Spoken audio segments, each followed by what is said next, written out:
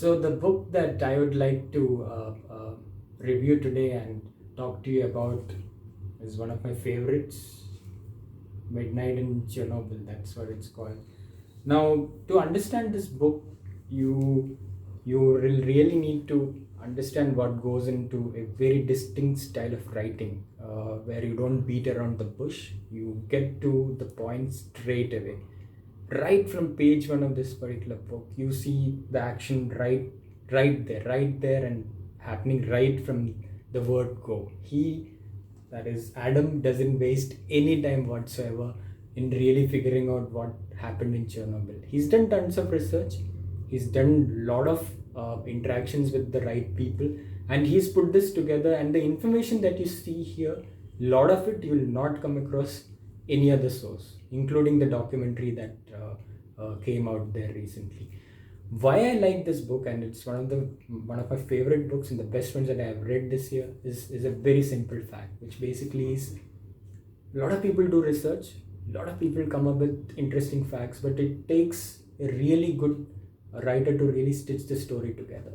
And Adam has done a fantastic job out of it. There is no point in this book, believe me when I say this, there's no point in this book where you'd feel that, okay, let me go take a break and see what's happening around me. No. This book can be finished in approximately 3 days. If you're at an airport or any other place where you're absolutely isolated from any kind of distractions, or even if there are distractions around you, I don't see any reason why you still won't be able to finish it in that time period actually. Coming to some very interesting aspects of this book. Now, Chernobyl is an episode that a lot of us have heard about or even understood in some depth from our schooling days.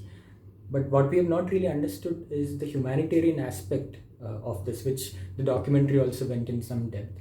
But beyond that, there are, in any tragedy that happens, there is a human element that comes into the picture, which usually becomes a part of books like these. But where Adam has really succeeded is he has really given it a very, very relatable feel.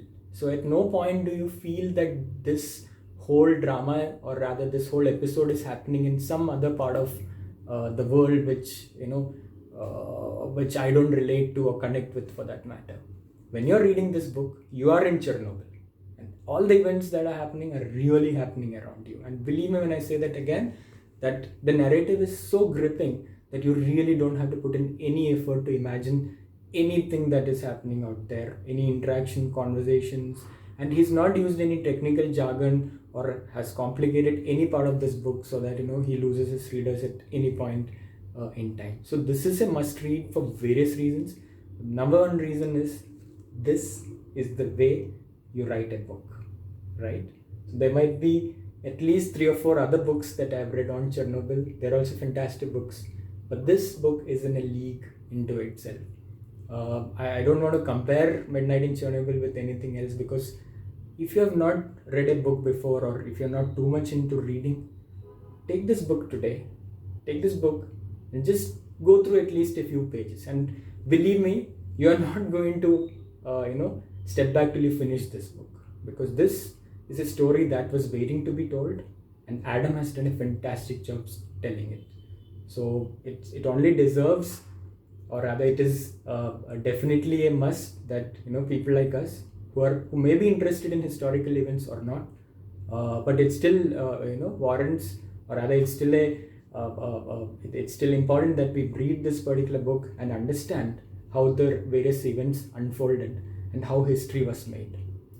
An interesting aspect that comes in here, which you will not hear in the documentary, of course, is how Chernobyl played a role in the eventual breakup of Soviet Union.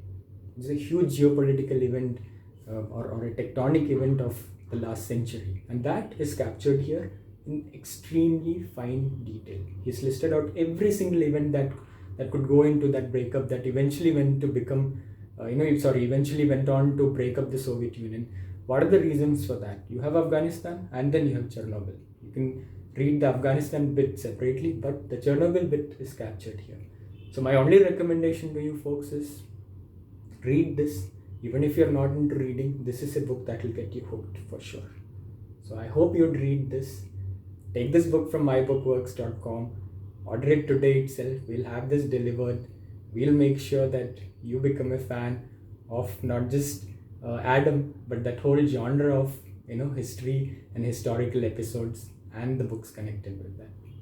Cheers.